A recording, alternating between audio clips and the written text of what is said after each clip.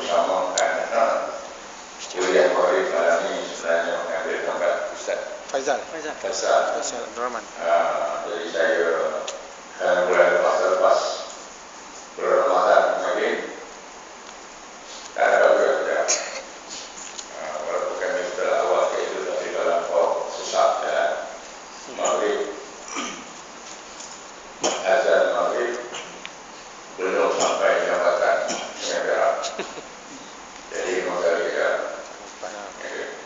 jadi hari ini sendirilah dia datang.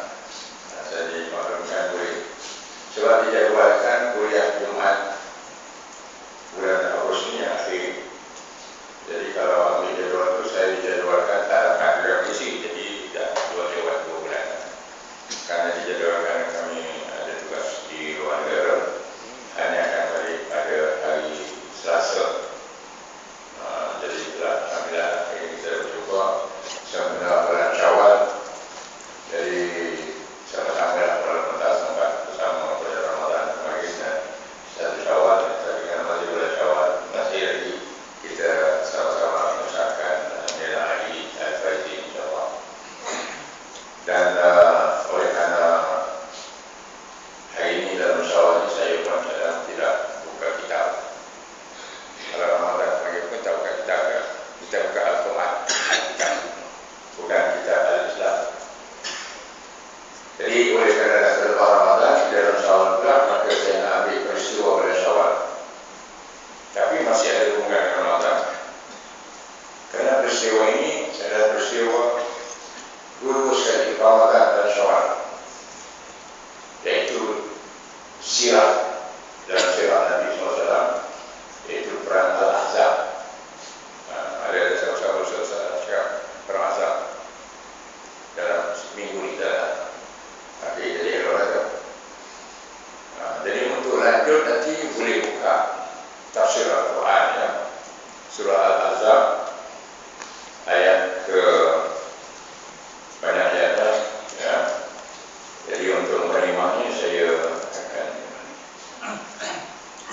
ini Quran ini surah kiri surah Rumi saya ambil surah Al-Ahzab.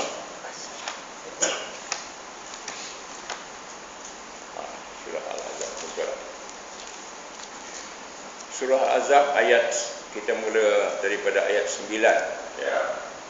Al-Ahzab surah ke-33 mengambil nama peperangan yang berlaku pada bulan Syawal tahun ke-5 Hijriah. Dalam ayat ini, ayat yang menyebut perkara ini bermula daripada ayat 9. Jadi saya bacakan ayat 9 itu dan 10, 11 dan 12. أعوذ بالله من الشيطان الرجيم يا أيها الذين آمنوا اذكروا نعمة الله عليكم إذ جاءتكم جنود فأرسلنا عليهم ريحا وجنودا لم تروها وكان الله بما تعملون بصيرا إذ جاءوكم من فوقكم ومن أسفل منكم وإذ زاغت الأبصار وبلغت القلوب الحناجر بالله الظنونا أولئك ابتلي المؤمنون وزلزلوا زلزالا شديدا وإذ يقول المنافقون والذين في قلوبهم مرض ما وعدنا الله ورسوله إلا غرورا وإذ قالت طائفة منهم يا أهل يثرب لا مقام لكم فارجعوا ويستأذن فريق منهم النبي يقولون إن بيوتنا عورة وما هي بعورة إن يريدون إلا فرارا.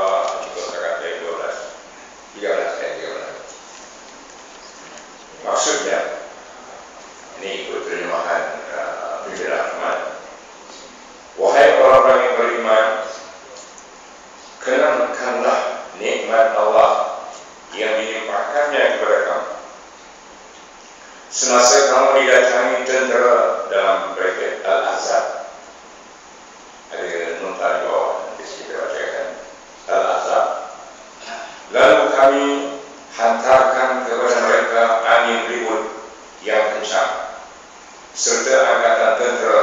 yakni daripada malaikat yang kamu tidak dapat melihat.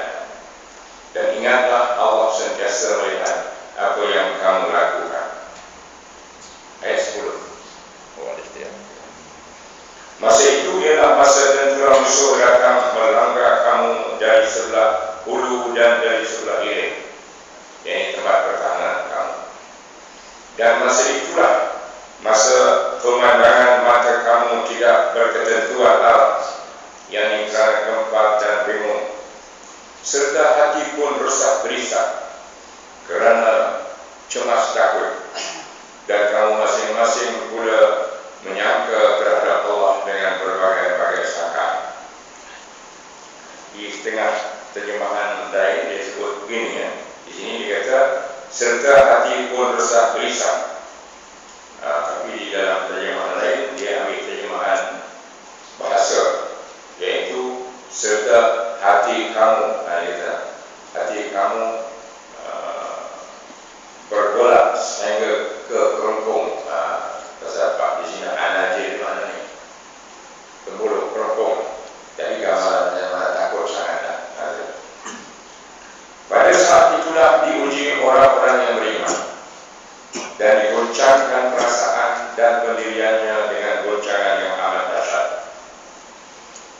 Dan lagi masa itu ialah masa orang munafik dan orang-orang yang tidak sihat dan tidak kuat iman dalam hatinya berkata, Allah dan Rasulnya tidak menjanjikan kepada kita melainkan perkara yang memperdayakan sahaja. Dan akhir ayat 13. Dan juga masa itu ialah masa golongan di antara mereka, yakni orang munafik, berkata, wahai penduduk Yathrib, penduduk Madinah, tempat ini bukan tempat bagi kamu, yakni untuk berjuang di sini. Oleh itu baliklah. Dan sebahagian dari mereka pula meminta izin kepada Nabi yang hendak balik, sambil berkata, sesungguhnya rumah kami memerlukan perlindungan. Padahal ia tidak memerlukan perlindungan. Mereka hanya bertujuan hendak melarikan diri dari berjuang menegakkan Islam. Jadi itulah terjemahan dari ayat 9 sehingga 13. Cuma ada beberapa nota kaki penerangan sini ya. Pertama tadi tentang Al-Ahzab. Mulai ayat ini di bawahnya dalam nota kaki 1440. Mulai ayat ini Allah Ta'ala mengingatkan orang-orang yang beriman, ini maksud kita semua perbedaannya, supaya bersyukur kerana nikmatnya kepada mereka dengan menyelamatkan mereka yang orang beriman dari serangan tentera Al-Ahzab yang telah datang mengepung bandar Madinah dengan tujuan hendak menghancurkan umat Islam. Al-Ahzab ialah pasukan-pasukan tentera yang bergabung.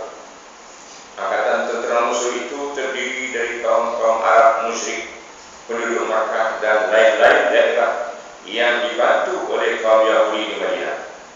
Peristiwa ini juga dikenal dengan nama Perang Khandaq, kerana orang Islam telah menggali khandaq, maksudnya paling besar, di sekeliling bandar Madinah untuk menahan serbuan tentera musuh yang berganda-ganda bilangannya itu berbanding dengan tentera Islam.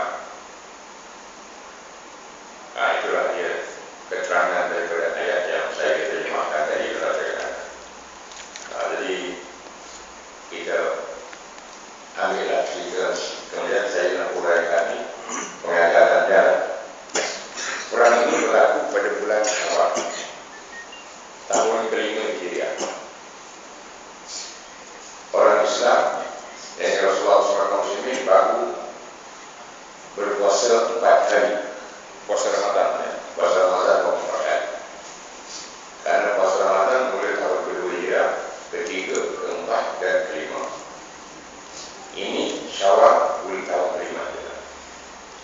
Walaupun perang ini berlaku bulan Syawal, tapi persiapan untuk tadi menggali parit Khandaq tadi ialah pada bulan Ramadan, hujung Ramadan. Parit yang dikata sini mengelilingi Madinah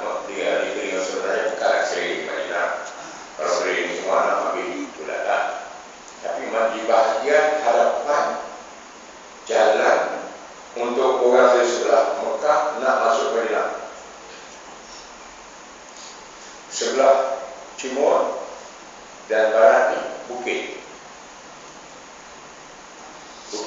Ya, dan bukit itu memang ada sampai ke belakang lah. Jadi yang dibina bagi ini di antara kaki bukit dari sebelah sana sampai sebelah sini arah ke Mekah tadi. Mekah ini di selatan kan, selatan Madinah itu Mekah. Allah tidak menamakan Al-Khandaq bagi nama surah. Perang itu nama perang Al-Khandaq. Khandaq dari pagi besar. Bukan pagi dari maju. Itu lokal kan, ini pagi besar. Berapa besar? Diriwayatkan kira-kira besarnya daripada dinding ini sampai ke dinding itu. Atau kurang sikit lah. Dari dinding itu sampai ke tiang ini berapa meter? 4. 5 meter. Ada 5. Kalau sampai tiang tu lah. Sekitar dalam 30 kaki lebih, mana 10 meter lebih. Itu kita bagi besar.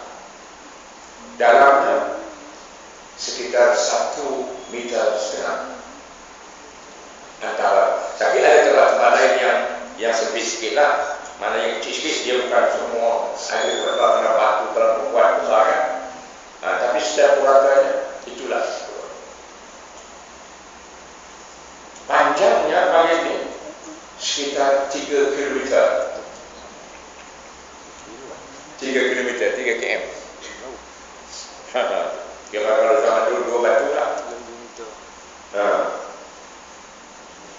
Kira-kira kalau 3 kilometer daripada masjid ni, ya tak sampai simpang kan. Kira sampai yang flyover sana juga. Menggalinya dalam bulan Ramadan, musim yang panas, terik. Kira-kira 2 minggu menggali siang. Dan orang Arab di semenanjung Arab tak pernah melihat lawan dia bertahan dengan gali-gali. Ini kali pertama berlaku. Karena idea menggali pagi ini pun bukan hanya idea orang Arab. Idea siapa? Sahabat Nabi orang Parsi. Namanya Salman Al-Farisi. Dalam mesyuarat bila Nabi dah mendapat tahu bahawa pihak musuh dah bersiap nak menyerang Madinah, sebab ini dirancang oleh Yahudi. Ini dia punya kisah ni, Yahudi di belakang. Yahudi mana? Yahudi Bani Al-Nadir. Suku Bani Nadir ini salah satu suku Yahudi yang besar atau yang terbesar dan berpengaruh kuat di Madinah. Di sana ada lagi Bani Quraisyah, Bani Kainuqa dan beberapa suku yang lain. Bani Al-Nadir ini telah mengkhianati kesetiaan kepada kerajaan Madinah atau dengan tepatnya kepada Nabi Nabi. Walaupun diperintah Nabi datang hijrah, semua ini dapat hak masing-masing. Ditulis hak kaum-kaum Yahudi ini dalam Sahifah Madinah yang merupakan perlembagaan, ibaratnya perlembagaan orang kata Sahifah Madinah, piagam Madinah. Ada beberapa pasal, ya, ada soalan dijual, diminta, terjemahan buku dalam peribusah. Anda boleh beli di kedai-kedai buku, ada kedai-kedai yang berjual ayat Quran kan. Terjemahan piagam Madinah, Sahifah Madinah, memberi hak dan orang yang ada Yahudi. Kewajipannya adalah tak. Malah satu kewajipannya ialah jika Madinah dilanggar musuh, orang yang tinggal ini terus Yahudi kena bersama mempertahankan. Tapi biasa Yahudi ini dia tak pernah menunaikan janji amanah. Dulu kini sudah mana-mana. Quran semua. Awalnya maka rumah dan nawazahu fariqum minhum. Asal buat janji saja. Lepas tu buat dia yang lain lah. Campak kata dia. Sebab itulah orang Yahudi yang awal pun Allah kata digelarkan Al-Qawalin. Hari-hari kita sembahyang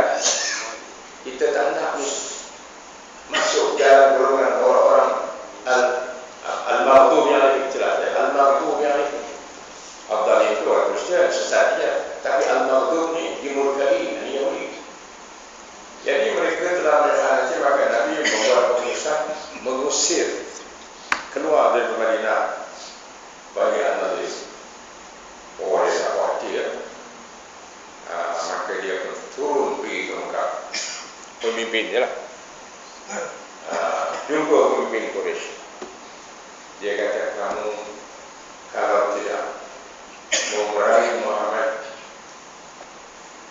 atau kalau melambat melakukan tindakan, jangan harap besok kamu nak boleh mengalahkan dia.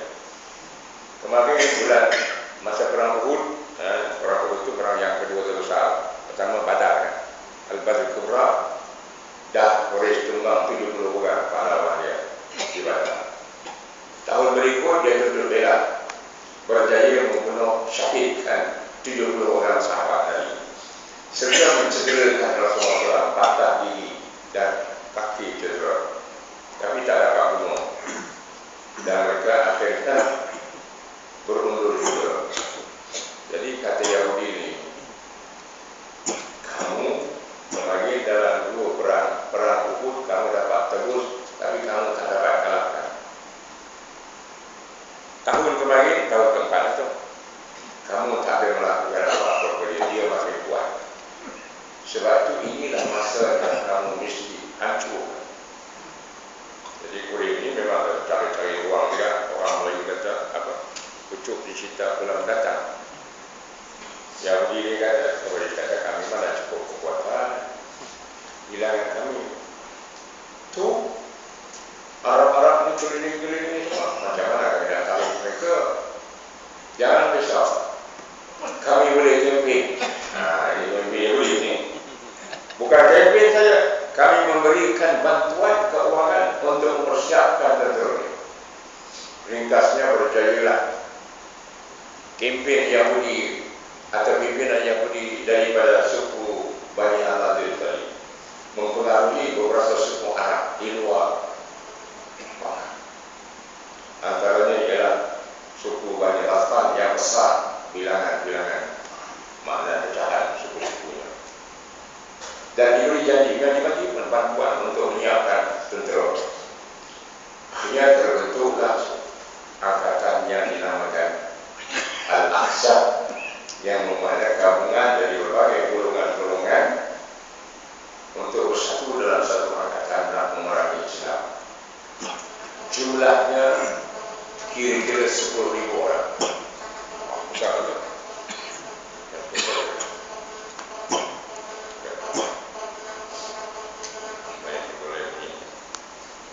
10,000 orang. Ini jangan masuk Yahudi tadi. Nanti di sana kami tunggu. Arab saja 10,000 orang. Jadi bila Nabi dapat maklumat ni, Nabi bermesyuarat, lalu bersetuju dengan cadangan Salman Al-Farisi tadi menggali kayu. Bertunggus-lumus Nabi ini bekerja. Dikatakan macam mana Nabi panjang ceritanya riwayat itu, maknanya sungguh-sungguh pergi dia memecahkan batu-batu, ada yang tak boleh batu itu dibuat macam tak ada. Nabi kemudian dengan izin Allah pukul keluar api kocok. Begitulah siapnya Khandaq tadi dalam kira-kira 2 minggu. Sebaik siap, musuh pun sabar. Daripada Makkah ke Madinah itu lebih kurang 2 minggu perjalanan atau 10 hari. Sampai tengok, kemana nak masuk penyelam ini paling terkejut, berhanjat.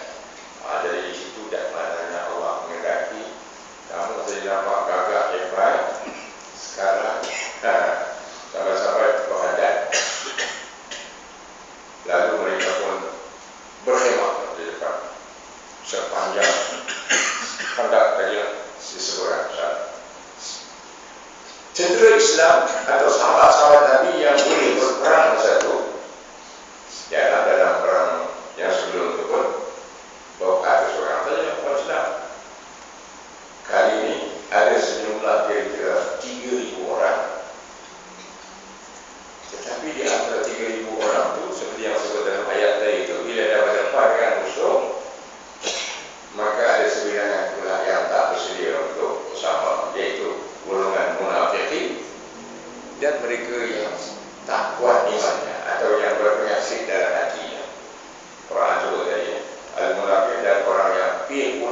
maut. Lebih kurang 300 ke 400 orang jumlahnya. Kita ambil yang tengah ada 300. Nanti tinggal lagi 2.700 saja. Yang betul-betul beriman tadi. Ini yang datang seperti itu. Belum tinggal lagi Yahudi tadi. Tapi dengan sebab idea mencari parit tadi itu datang daripada ilham. Betul dari manusia. Namanya Salman. Allah yang bagi ilham. Yang memang pun dia kata di negeri kami ya Rasulullah. Kami ini mana Parsi, sekarang lagi Iran.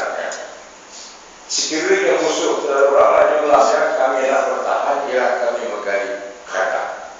Itu langsung Nabi ikut. Jadi terkejut dah mereka tadi, terhentilah kat situ dulu. Maka Nabi pun mengarahkan sahabat-sahabat yang tadi berjumlah dekat 1,000 ni berkawal setiap beberapa orang kita lepa lah kalau Melayu kan. Lepa seorang. Hanya 2 minggu bekerja keras menggali parit tadi kita dah letih dah.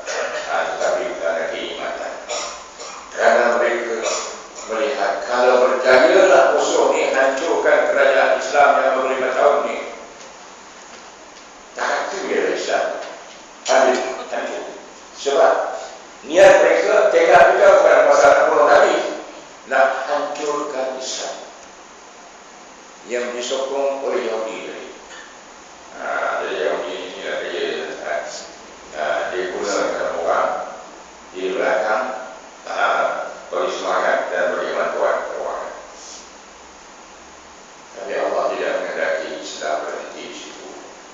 Allah mengutus Nabi Muhammad SAW untuk membawa Islam untuk seluruh manusia.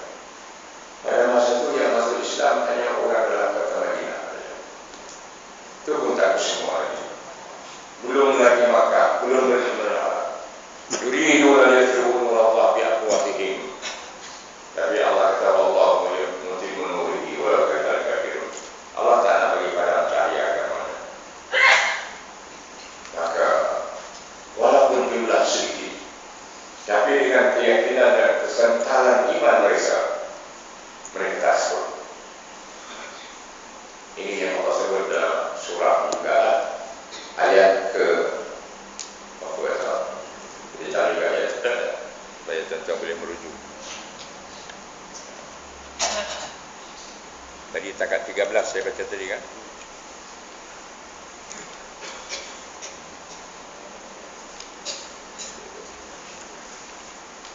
Ni nak cerita macam mana keyakinan orang beriman tadi.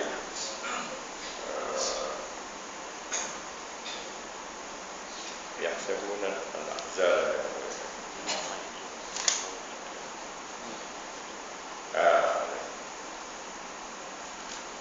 Lepas cerita orang munafik tadi, kita tinggalkan cerita munafik dulu. Ini cerita orang beriman pula dalam ayat 22. Muka surat 1104. Firman Allah bila bersyaitan. Wa amma ra'al mu'minuna al-ahzab qalu hadha ma wa'adana Allah wa rasuluhu wa sadaqa Allah wa rasuluhu wa ma zadahum illa imanan wa taslima. Dan pada masa orang-orang yang beriman melihat tentera Al-Ahzab yang datang 10,000 itu, berkatalah mereka, inilah yang telah dijanjikan Allah dan Rasulnya kepada kami. Ada nota kaki bawah. Dan benarlah apa-apa yang telah dijanjikan Allah dan Rasulnya. Dan angkatan tentera musuh yang mereka lihat itu tidak memberi sebarang kesan kepada mereka selain daripada menambahkan iman dan penyerahan diri mereka bulan-bulan kepada Allah. Ini bahasa Arab Quran yang boleh digunakan. Tidak menambahkan, tidak memberi jeda apa, melainkan itu lagi itu. Maknanya benar-benarlah menambahkan keimanan. Tak ada rasa bimbang takut. Mereka kata, ini yang Allah jadikan. Apa yang Allah jadikan? Dan jadi Allah sebenar. Ada keterangan di bawah. Setelah menerangkan perihal kaum munafik dan perbuatan mereka yang khianat itu. Maka dalam ayat ini Allah memuji Rasulullah SAW. Ayat atas, ini ayat bawah ini. Yakni yang uraian itu, yakni mereka orang mukmin ini memandang tentera musuh yang berganda-ganda besarnya itu sebagai ujian berat yang telah dijanjikan Allah dan Rasulnya untuk menguji iman mereka. Dalam uraian kita lain, yang di akhirnya dijanjikan Allah kemenangan. Kerana kemenangan itu hanya setelah ada perjuangan. Kesenangan itu hanya setelah ada kesusahan. Inna ma'al usri yusra, inna ma'al usri yusra. Susah dulu, jual dulu, baru dapat nikmat kemenangan. Sebab itu nikmat inilah yang Allah SWT kita ingat. Ini yang tadi ayat 9 dia walladzina amalu zkuru nikmat Allah. Kemenangan azab ini nikmat untuk seluruh orang-orang yang beriman. Sebab dengan kemenangan itu maka Islam tidak hancur. Bahkan selepas perang Ahzab ini, Quraisy dah down, habis semangat mereka. Maka jadi memakinlah perang Ahzab ini kepada pembukaan Makkah pada tahun 8 Hijriah. Kisahnya secara ringkas tadilah bila mereka tak dapat menyerang, mereka berkhemah di depan sana. Tengok, tak ramai pun orang Islam. Ya, 2-3 debat orang, 3 debat orang. Takkanlah mereka boleh tahan lama tahan kat situ. Itu dalam mereka punya cakapan. Ya, dia biasa menilai tentang pada dia kekuatan hanya berdasarkan kebenaran. Ramai, senjata banyak, dia punya logistik cukup, bekalan makanan mereka bawa bekalan makanan segala macam. Ni orang Islam ni nak cari makan mana nak kena kebun, ya kebun maksudnya kerana pintu di depan ni dah tadi mereka. Sini bukit, berapa lama dia boleh tahan? Tapi tengok, seminggu gagal lagi. Rasulullah pun terus mengarahkan sahabat-sahabat dan mereka kawal lagi siang dan malam. Dibuat juga percubaan, kumpulan 3-4 orang menyeberang, dapat digagalkan, malah ada yang dibunuh. Jadi mereka pun tunggu masalah. Kan dia sampai 10 hari dia boleh tahan. 10 hari pun tak ada apa-apa juga. 2 minggu pun masih kuat lagi. Jadi tuan Allah lagi. Inilah ini Allah sifatkan ini. Sebab mereka percaya kita pasti akan dapat pertolongan Allah. Walaupun dalam ayat tadi, mula-mula di ayat 9 ini Allah sebut Rasulullah tadi ketika resah gelisah, bimbang takut tadi sehingga diumpamakan tadi maknanya dan hati ternaik sampai ke tembuluk kerana ketakutan. Tapi itu digambarkan ujian yang menguji orang yang tak tahan iman tadi. Itulah munafik tadi. Atau orang yang lemah tadi. Ada punya beriman, dia tak peduli, dia tahu ini Allah lagi. Dan dia Allah mesti benar. Benar Allah kata, mau berjuang pada aku, menegakkan aku berikan kamu kemenangan. Intan surullah dan surga. Jadi mereka terus bertahan dan berdoa. Nabi pun memohon kepada Allah sungguh-sungguh. Akhirnya itulah ayat tadi yang memulakan kita baca tadi. Allah menurunkan angin ribut tobat. Itu dia kata, Arsalna alaihim rihan. Maka kami hantarkan